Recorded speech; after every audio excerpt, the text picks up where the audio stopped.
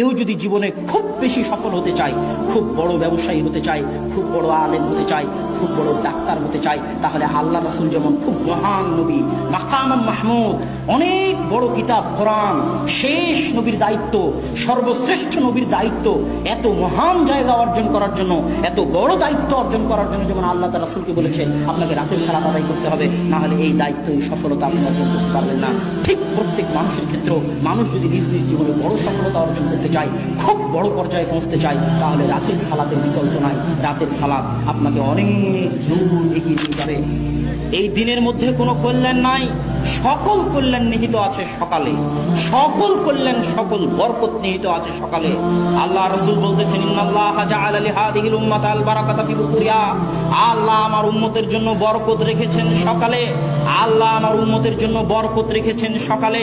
ইবনুল কাইয়িম রাহিমাহুল্লাহ বলতেছেন আমরা সালাফে সালিহিনকে দেখেছি লা ইয়ানামুনা বা'দা সালাতিল ফজরি, আমরা সালাফে সালিহিনকে দেখেছি তারা ফজরের সালাতের পরে কখনোই ঘুমাতেন না। হাত্তা ফি শিদ্দাহ ওয়া ফি সাফার, যদিও তারা কঠিন অবস্থার মধ্যে থাকেন না কেন, কঠিন সফরে থাকেন না কেন, সফরে থাকলেও রাত জেগে কাজ করলেও তাদেরকে আমি ফজরের পরে ঘুমাতে দেখিনি। ইয়ান্তাজিরুনা ইলা তুলুইশ শামস, সালাফে সালিহিনকে দেখেছি যদি তাদেরকে ঘুমাতেই হয় রাত্রি জাগরণের কারণে, রাতে কঠিন ও কঠোর পরিশ্রম করার কারণে, তাহলে তারা সূর্য ওঠা পর্যন্ত অপেক্ষা করতেন, সূর্য উঠে যাওয়ার পর ঘুমাতে যেতেন, সূর্য উঠে যাওয়ার পর ঘুমাতে যেতেন। ফজরের পর থেকে নিয়ে সূর্য ওঠা পর্যন্ত এই সময়ে যতই কষ্ট হোক না কেন, ইবনুল কাইয়িম বলতেছেন আমি সালাফে সালিহিনকে ঘুমাতে দেখিনি। কেন? ইন্নাল আরজা ওয়াল বারাকাহ তানজিলু মিনাস সামা, মানুষের রুজি রুটি বরকত আল্লাহর পক্ষ থেকে সকালবেলা অবতীর্ণ হয়, আল্লাহর পক্ষ থেকে সকালবেলা অবতীর্ণ হয়। এই জন্য আল্লাহ সুবহানাহু ওয়া তাআলা পবিত্র কোরআনে সকালের যত নাম রেখেছেন, ওয়াল ফাজর, ফাজর শব্দের অর্থ হচ্ছে যাহারা, ফুটে ওঠা, প্রকাশিত হওয়া। আল্লাহ সুবহানাহু ওয়া তাআলা পবিত্র কোরআনে সকালের নাম দিয়েছেন ওয়াস সুবহি ইযা আসফার, সুবহ আরবিতে বলা হয় সাবহা ওয়াজহুহু, যখন কোনো বাচ্চার চেহারা সুন্দর হয় তখন তাকে বলা হয় সাবহা ওয়াজহুহু, তার চেহারা আলোকিত হয়ে উঠেছে, সেটার নাম আল্লাহ ফজরের নাম, সকালের নাম দিয়েছেন ওয়াস সুবহ। আল্লাহ ফজরের নাম দিয়েছেন ইযা আসফার, আসফার মানে প্রস্ফুটিত হওয়া, আলোকিত হওয়া। আল্লাহ সকালের নাম দিয়েছেন ওয়ান নাহার ইযা তাজাল্লা, দিন যখন জ্বলে ওঠে, দিন যখন প্রস্ফুটিত হয়। আল্লাহ সুবহানাহু ওয়া তাআলা সকালের জন্য পবিত্র কোরআনে যত শব্দ ব্যবহার করেছেন সব শব্দ আলোকিত হওয়া, প্রস্ফুটিত হওয়া, জ্বলে ওঠা, প্রজ্বলিত হওয়ার সাথে সম্পৃক্ত। ঠিক একইভাবে আল্লাহ সুবহানাহু ওয়া তাআলা এই পৃথিবীকে পরিচালনা করেন। সুন্নাতুল্লাহি ফি তাদবিরিল আরশ, পৃথিবী পরিচালনায় আল্লাহর মূলনীতি, পৃথিবী পরিচালনায় আল্লাহর মূলনীতি যদি কেউ জানতে চায়, মানুষের এই 50-60 বছরের জীবনে পৃথিবী পরিচালনায় আল্লাহর মূলনীতি জানা সম্ভব নয়। কেউ যদি পৃথিবী পরিচালনায় আল্লাহর মূলনীতি জানতে চায়, তাকে 500, 600, 700 বছর, 1000, 1500 বছরের ইতিহাস পড়ে দেখতে হবে আল্লাহ কিভাবে পৃথিবী পরিচালনা করেন। তবে ফজরের ক্ষেত্রে, সকালের ক্ষেত্রে পৃথিবী পরিচালনায় আল্লাহর মূলনীতি হচ্ছে আল্লাহ সকল সৃষ্টিজীবকে এইভাবে সাজিয়েছেন। সকালবেলা ফুল ফোটে, সকালবেলা সূর্য ওঠার আগে পাখিরা জেগে ওঠে, সকালবেলা সূর্য ওঠে, আল্লাহ পৃথিবী এইভাবে সাজিয়েছেন। আল্লাহ যখন ফেরেশতাদের দায়িত্ব বন্টন করে দিয়েছেন, তখন ফেরেশতাদের দায়িত্ব বন্টনের যে পালা বদল হয় সেটাও ফজরের সময় হয়। এটা হচ্ছে পৃথিবী পরিচালনায় আল্লাহর মূলনীতি। পৃথিবী পরিচালনায় আল্লাহর মূলনীতি সামনে রাখলে এবং ফজরের জন্য আল্লাহ কোরআনে যত শব্দ ব্যবহার করেছেন সেগুলোকে সামনে রাখলে এ কথা স্পষ্ট, কেউ যদি তার জীবনকে আলোকিত করতে চায়, কেউ যদি তার জীবনকে প্রস্ফুটিত করতে চায়, কেউ যদি তার জীবনকে সফল করতে চায়, সে কৃষক হোক, ডাক্তার হোক, ইঞ্জিনিয়ার হোক, ছাত্র হোক, ব্যবসায়ী হোক, তাকে সকালকে কাজে লাগাতে হবে। সকালের কল্যাণ থেকে বঞ্চিত হয়ে জীবনে সফল হওয়ার স্বপ্ন দেখা আকাশ কুসুম কল্পনা শামিল।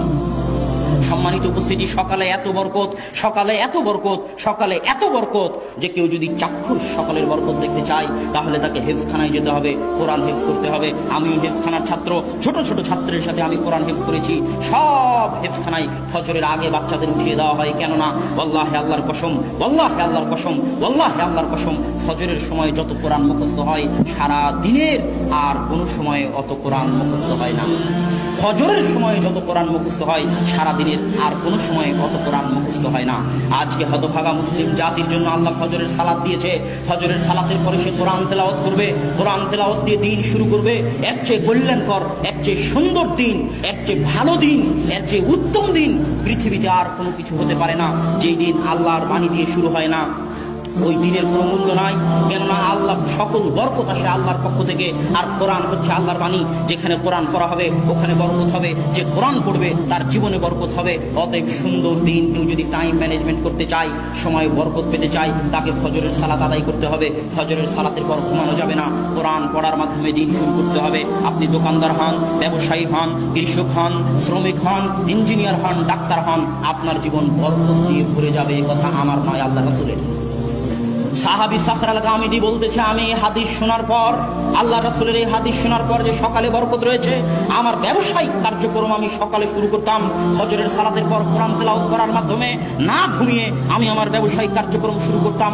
অল্প দিনের মধ্যে আমি দেখি আমার ব্যবসায় উত্তরোত্তর উন্নতি আর উন্নতি, উন্নতি আর উন্নতি। আমার ব্যবসায় আমি কোনো লস এবং লোকসান খুঁজে পাইনি। আর এখনকার যুগে ইহুদি খ্রিস্টানদের উদাহরণ না দিলে মুসলমানদের মন শান্ত হয় না। এই জন্যই তো মুসলমানেরা কোরআন পড়ার পরও বিজ্ঞানের সাথে মিলাতে চায়। আর আমি কোরআনকে বিজ্ঞানের সাথে মিলানোর খুব বিরোধী। ওই যে যখন আবু বকর রাদিয়াল্লাহু তাআলা আনহু মিরাজে বিশ্বাস করেছিল, তখন আবু বকর কি মিরাজকে বিজ্ঞানের সাথে মিলিয়েছিলেন? কথা বলেন, বিজ্ঞানের সাথে মিলিয়েছিলেন? আবু বকর বলেছিলেন, যদি মুহাম্মদ বলে থাকে মিরাজে গেছেন সাল্লাল্লাহু আলাইহি ওয়াসাল্লাম, সামি'না ওয়া আমান্না, আমি আবু বকর সাথে সাথে ঈমান আনলাম, কেননা মুহাম্মদ মিথ্যা বলতে পারে না। এর নাম কোরআন এবং হাদিস। কোরআন এবং হাদিসে যা আছে সেটাই সত্য। বিজ্ঞান মিথ্যা হয়ে যেতে পারে। কোরআন এবং হাদিসের যদি আজ বিজ্ঞান বিরোধিতা করে তাহলে সেটা মিথ্যা। 10 দিন 15 দিন পরে হয়তো বিজ্ঞান কোরআন এবং হাদিসের পক্ষে কথা বলবে। তবুও যেহেতু মানুষের মন টানে না, সেহেতু আমি বলতেছি, একজন খ্রিস্টান লেখক একটা বই লিখেছে, miracle of the miracle morning, সকালের জাদু। তিনি বলতেছে, মানুষ যদি দুনিয়াতে জাদু দেখতে চায়, বাজার ঘাটে জাদু দেখে মানুষ বাস্তব কোনোদিন জাদু দেখতে পাবে না। কিন্তু মানুষ যদি বাস্তবে জাদু দেখতে চায় তাহলে তাকে সকালকে কাজে লাগাতে হবে। পৃথিবীতে বাস্তব জাদু সকালে আছে, পৃথিবীতে বাস্তব জাদু সকালে আছে, পৃথিবীতে বাস্তব জাদু সকালে আছে। ফজরের পর কোরআন তেলাওয়াত দিয়ে কাজ শুরু করলে সকাল 10টার মধ্যে কাজ শেষ হয়ে যাবে। কাজ আর বাকি থাকবে না, করার মতো কোনো কাজ খুঁজে পাবেন না। এর নাম সকালের বরকত। তিনি ওই বইয়ের মধ্যে লিখেছেন, পৃথিবীতে বর্তমান যত ব্যবসায়ী আছে যারা বড় ধরনের ব্যবসা করে, বিল গেটস হোক আর মুকেশ আম্বানি হোক আর ফেসবুকের প্রতিষ্ঠাতা হোক, আপনারা গুগলে গিয়ে তাদের নাম লিখে সার্চ দিবেন যে কখন তারা ঘুম থেকে উঠে। আপনি আশ্চর্য হলেও দেখবেন, আপনারা মুসলমান হয়ে, আমি আপনি মুসলমান হয়ে ফজরের পরে আলিশান ঘুম দেই। আমি আপনি মুসলমান হয়ে ফজরের জামাত কাজা করে সৌদি আরবের মাটিতে পর্যন্ত সকাল 10টার আগে সকাল শুরু হয় না মুসলমান হওয়ার পর। সবাই ঘুমিয়ে থাকে, 90% মুসলমান ঘুমিয়ে থাকে। অথচ এই খ্রিস্টানদের নাম আপনি গুগলে সার্চ দিয়ে দেখিয়েন, তাদের সকাল কখন শুরু হয়? মুসলমানদের যখন ফজরের সালাতের সময়, তখন তাদের সকাল শুরু হয়। কেননা তারা জানে সকল সফলতার চাবিকাঠি, সকল সফলতার মৌলিক উৎস হচ্ছে সকাল, সকল সফলতার চাবিকাঠি হচ্ছে ফজর, সকল সফলতার চাবিকাঠি হচ্ছে ফজর। এই জন্য আল্লাহ বলেছেন, ফাইদা কুজিয়াতিস সালাত ফান্তাশিরু ফিল আরজ, দুনিয়ার মানুষ যখন ফজরের সালাত শেষ হয়ে যায়, তোমরা আল্লাহর জমিনে ছড়িয়ে পড়ো। ওয়াবতাগু মিন ফাজলিল্লাহ, আল্লাহর জমিনে ছড়িয়ে পড়ে আল্লাহর দয়া, আল্লাহর রহমত, আল্লাহর রিজিক অনুসন্ধান করো। কেননা ফজরের পরে আল্লাহ সুবহানাহু ওয়া তাআলার রিজিক, আল্লাহ সুবহানাহু ওয়া তাআলার দয়া পৃথিবীতে অবতীর্ণ হয়। অতএব সময়কে যদি কেউ কাজে লাগাতে চায় তাহলে তাকে 5 ওয়াক্ত সালাত, বিশেষ করে ফজরের সালাত আদায় করতে হবে। যে 5 ওয়াক্ত সালাত নিয়মিত আদায় করে না, তার জীবনটা হচ্ছে অনিয়ন্ত্রিত, তার জীবনের কোনো রুটিন থাকে না। আর যদি 5 ওয়াক্ত সালাত আদায় করেন, আপনার জীবন, আপনার দিন একটা ট্রাক, একটা লাইনের উপর থাকবে। ফজরের সালাত দিয়ে দিন শুরু হবে। ফজর থেকে জোহর বিশাল সময়, এই সময়ের মধ্যে অনেক কিছু করতে পারবেন। জোহর থেকে আসর পর্যন্ত বিশ্রাম নেবেন। এইভাবে আল্লাহ সালাতগুলো সাজিয়ে দিয়েছে। আসর থেকে আবার নতুন ভাবে কাজ করার উদ্যম তৈরি হবে। আসর থেকে মাগরিব পর্যন্ত কাজ করবেন, মাগরিব থেকে এশা পর্যন্ত কাজ করবেন, এশার পরে এশার সালাত দিয়ে দিন শেষ করবেন, তারপরে ঘুমাতে যাবেন। এই যে আমি যদি শুধু সালাত ঠিক মতো আদায় করি, আমার সারা দিন নিয়ন্ত্রণ হয়ে যাবে। টাইম ম্যানেজমেন্টের জন্য সালাতের চাইতে বড় মাধ্যম পৃথিবীতে আর নাই। যারা জীবনে সফল হতে চায় তারা সালাত আদায়ের মাধ্যমে নিজেদের সময়কে কাজে লাগাক, তারা সফল হবে ইনশাআল্লাহ। সম্মানিত উপস্থিতি, সময়ে বরকত কিভাবে হবে? আজকে সময়ে বরকত নাই, এটা কি বুঝতে পারেন? এখনকার যুগে সময়ে বরকত নাই, এটা কি বুঝতে পারেন? সময়, মাস, দিন দ্রুত পার হয়ে যাচ্ছে, কারো সময়ে বরকত নাই। একদিন, এক সপ্তাহ, এক বছর কোনো কাজ ছাড়াই আপনি একটু ভাবেন তো, গত 1 বছর আপনি কি কাজ করেছেন যা দেশ জাতি এবং ইসলামের উপকার দিবে? গতকাল আপনি সারাদিন কি এমন কাজ করেছেন যা দেশ জাতি এবং ইসলামের, আপনার নিজের জন্য মৃত্যুর পর উপকার দিবে? কোনো কাজ খুঁজে পাবেন না। এইভাবেই দিন পার হয়ে যাচ্ছে সবার, সব মানুষের। এই জন্য আল্লাহ বলেছে, ওয়াল আসর ইন্নাল ইনসানা লাফি খুসর, সব মানুষ সময় নষ্ট করে, সব মানুষ ধ্বংসের মধ্যে, ক্ষতির মধ্যে নিমজ্জিত। সময়ের বরকত উঠে গেছে। অথচ আমাদের সালাফে সালেহিন, তাদের জীবনে সময়ের কত বরকত ছিল, কত বরকত ছিল, বেহিসাব বরকত ছিল তাদের জীবনে। স্বয়ং আল্লাহ রাসূল মাত্র 23 বছরের জীবনে সারা পৃথিবীতে বিপ্লব তৈরি করেছেন, আর আমরা 30-40 বছর কিছু করতে পারি না। ইমাম নববী রাহিমাহুল্লাহ মাত্র 37-38 বছর বয়সে মারা গেছে, অথচ তার এমন কোনো বই নাই যে বই মুসলমানদের ঘরে স্থান পায়নি। অল্প বয়সী মারা গেছেন, অথচ এত খিদমত করে গেছেন। আল্লাহ তাদের সময়ে বরকত দিয়েছিল। আমাদের সময় হচ্ছে বরকতহীন সময়। কেউ যদি সময়ে বরকত পেতে চায় তাহলে কয়েকটি কাজ জরুরি। এক, সময়ে বরকত পাওয়ার জন্য জরুরি হচ্ছে আল্লাহ সুবহানাহু ওয়া তাআলাকে স্মরণ করা, আল্লাহ সুবহানাহু ওয়া তাআলার জিকির করা। আল্লাহ সুবহানাহু ওয়া তাআলার স্মরণ করা এত বড় ইবাদত, এত বড় ইবাদত, এত বড় ইবাদত যে আল্লাহ সুবহানাহু ওয়া তাআলা বলছেন, ইউনুস যদি মাছের পেটে আমাকে স্মরণ না করতো তাহলে আমি ইউনুসকে কিয়ামত পর্যন্ত মাছের পেটে রেখে দিতাম। আল্লাহকে স্মরণ করা এত বড় ইবাদত, আল্লাহকে স্মরণ করা এত বড় ইবাদত। আল্লাহ বলছেন, ফাযকুরুনি আযকুরকুম। দুনিয়ার মানুষ পৃথিবীর যেখানেই থাকো না কেন, আফ্রিকার জঙ্গলে থাকো আর আটলান্টিক মহাসাগরের অতল গহ্বরে থাকো, যেখান থেকে আমাকে স্মরণ করো না কেন, আমি আল্লাহ এই মহাপরাক্রমশালী সত্তা হওয়ার পরেও, সারা পৃথিবীর মালিক হওয়ার পরেও যেখান থেকে আমাকে স্মরণ করবে আমি আল্লাহ সেখানেই, সেই অবস্থাতেই তোমাকেও স্মরণ করবো। আল্লাহু আকবার, আল্লাহু আকবার। আল্লাহ সুবহানাহু ওয়া তাআলার এই কথার মূল্য দেওয়ার মতো, আল্লাহ সুবহানাহু ওয়া তাআলার এই কথার মূল্য দেওয়ার মতো যোগ্যতা আমাদের নাই। আমরা যদি সময়ে বরকত পেতে চাই আল্লাহকে স্মরণ করতে হবে। দলিল, ফাতেমা রাদিয়াল্লাহু তাআলা আনহা যখন আল্লাহ রাসূলকে বললেন, আল্লাহ রাসূল, আমার হাত ওই আটা পিসার জন্য ওই জাতা ঘুরাতে ঘুরাতে আমার হাত ঘা হয়ে গেছে, হাতে ব্যথা হয়ে গেছে, হাত লাগে, হাত ব্যথা হয়ে গেছে, চামড়া জড়সড় হয়ে গেছে, আপনি আমাকে একটা খাদেম দিন। তখন রাসূল সাল্লাল্লাহু আলাইহি ওয়াসাল্লাম বলেন, আলা আদুল্লুকুমা মা হুয়া, আমি কি তোমাদেরকে ওই জিনিসের দিকে ডাক দিব না, ওই জিনিসের কথা তোমাদের বলে দিব না যেটা একটা খাদেম দেওয়ার চাইতে তোমাদের জন্য বেশি কল্যাণ করা হবে। ফাতেমা রাদিয়াল্লাহু তাআলা আনহা চাইলেন খাদেম, আর আল্লাহর রাসূল বলতেছেন খাদেমের দরকার নাই, একটা জিনিস বলে দিচ্ছে ওটার উপর যদি আমল করো খাদেমের চাইতে বেশি উপকার পাবা। কি? 33 বার সুবহানাল্লাহ বলবা, 33 বার আল্লাহু আকবার বলবা, 33 বার আলহামদুলিল্লাহ বলবা, খাদেমের চাইতে বেশি উপকার পাবা। মানুষ এই হাদিস শোনার পরে মনে করে এটা শুধু আধ্যাত্মিক ব্যাপার, এটার সাথে দুনিয়ার কোনো সম্পর্ক নাই, অথচ এটা অবাস্তব। আল্লাহ রাসূলের কাছে চাওয়া হচ্ছে খাদেম, কাজের লোক চাওয়া হচ্ছে, আর আল্লাহ রাসূল শিখিয়ে দিচ্ছেন কি? কথা বলেন না কেন? আল্লাহ রাসূল কি শিখিয়ে দিচ্ছে? জিকির শিখিয়ে দিচ্ছে। এটা অবাস্তব কিছু নয়, এটা বাস্তব।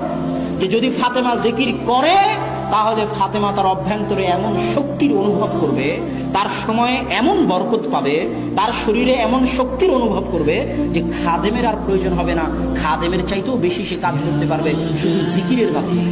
আল্লাহু আকবার। অথচ মানুষ এই হাদিসটা সঠিকভাবে বুঝতে চায় না। এই জন্য ইবনে তাইমিয়া রাহিমাহুল্লাহ, ইবনুল কাইয়িম বলতেছেন, ইবনে তাইমিয়া রাহিমাহুল্লাহ ফজরের পর থেকে নিয়ে 8টা 9টা 10টা পর্যন্ত আল্লাহ সুবহানাহু ওয়া তাআলার জিকির করতেন একা একা। তো একদিন অনেক দেরি হয়ে গেছে, তখন ইবনুল কাইয়িম বললেন, আপনি সকালের নাস্তা করবেন না? তখন ইবনে তাইমিয়া বললেন, এটাই ছিল আমার সকালের নাস্তা। আমি ফজরের পর থেকে যদি এই 2-3 ঘন্টা আল্লাহ সুবহানাহু ওয়া তাআলাকে স্মরণ না করতাম তাহলে আমার পেট, আমার অন্তর, আমার আত্মা ভর্তি হতো না, আমি সারাদিনে কিছু শান্তি করতে পেতাম না। মানুষের যেমন পেটের খাবার লাগে, মানুষের তেমন আত্মার খাবার লাগে, কিন্তু মানুষ বুঝে না। আমি যখন বক্তব্যে এই কথাটা বলি তখন মানুষ আশ্চর্য হয় যে তাহাজ্জুদের সালাত আবার সফলতার মাধ্যম। জি, তাহাজ্জুদের সালাত সফলতার মাধ্যম। দলিল, আল্লাহ সুবহানাহু ওয়া তাআলা কোরআনে বলছে, ইয়া আইয়ুহাল মুযাম্মিল কুমিল লাইলা ইল্লা কালিলা নিসফাহু আও ইনকুস মিনহু কালিলা আও জিদ আলাইহি ওয়া রাত্তিল কুরআনা তারতিলা ইন্না সানুলকি আলাইকা কাওলান তাকিলা। হে চাদর যে মুড়িয়ে আছো, উঠো, রাত্রে সালাত আদায় করো, অল্প হলেও করো, অতি কম পরিমাণ হলেও তুমি রাত্রে সালাত আদায় করো। কেন কেন রাত্রে সালাত আদায় করতে হবে? ইন্না সানুলকি আলাইকা কাওলান তাকিলা, আমি অচিরেই তোমার উপর এত কঠিন, এত ভয়াবহ, এত গুরুত্বপূর্ণ দায়িত্ব দিতে যাচ্ছি, যে কঠিন গুরুত্বপূর্ণ দায়িত্ব তুমি পালন করতে পারবে না যদি না তুমি রাত্রে সালাত আদায় করো। আরেক আয়াতে আল্লাহ সুবহানাহু ওয়া তাআলা বলছে, ওয়া মিনাল লাইলি ফাতাহাজ্জাত বিহি নাফিলাতান লাক আসা আইয়াবআসাকা রাব্বুকা মাকামান মাহমুদা। রাত্রে তাহাজ্জুদের সালাত আদায় করুন, কেননা আপনার প্রতিপালক আপনাকে অনেক উঁচু মর্যাদা দিতে চান, আর ওই উঁচু মর্যাদা পেতে চাইলে রাত্রে সালাত আদায় করতে হবে। এই দুটা আয়াত দিয়ে আমি আপনাকে বলতে চাচ্ছি, কেউ যদি জীবনে খুব বেশি সফল হতে চায়, খুব বড় ব্যবসায়ী হতে চায়, খুব বড় আলেম হতে চায়, খুব বড় ডাক্তার হতে চায়, তাহলে আল্লাহ রাসূল যেমন খুব মহান নবী, মাকাম মাহমুদ, অনেক বড় কিতাব কোরআন, শেষ নবীর দায়িত্ব, সর্বশ্রেষ্ঠ নবীর দায়িত্ব, এত মহান জায়গা অর্জন করার জন্য, এত বড় দায়িত্ব অর্জন করার জন্য যেমন আল্লাহ তাআলা রাসূলকে বলেছে আপনাকে রাতের সালাত আদায় করতে হবে, না হলে এই দায়িত্ব, এই সফলতা আপনি অর্জন করতে পারবেন না। ঠিক প্রত্যেক মানুষের ক্ষেত্রেও মানুষ যদি নিজ নিজ জীবনে বড় সফলতা অর্জন করতে চায়, খুব বড় পর্যায়ে পৌঁছতে চায়, তাহলে রাতের সালাতের বিকল্প নাই। রাতের সালাত আপনাকে অনেক দূর এগিয়ে নিয়ে নিয়ে যাবে। আপনার ব্যক্তিগত, আপনার পারিবারিক, সামাজিক, রাষ্ট্রীয় সকল ক্ষেত্রে রাতের সালাত আপনাকে মহান সফলতা দিবে, এত কোনো সন্দেহ নাই। অতএব রাতের সালাত আদায় করতে হবে। আল্লাহ সুবহানাহু ওয়া তাআলা আমাদেরকে রাতের সালাত আদায়ের তৌফিক দান করুন। আল্লাহুম্মা আমিন। সম্মানিত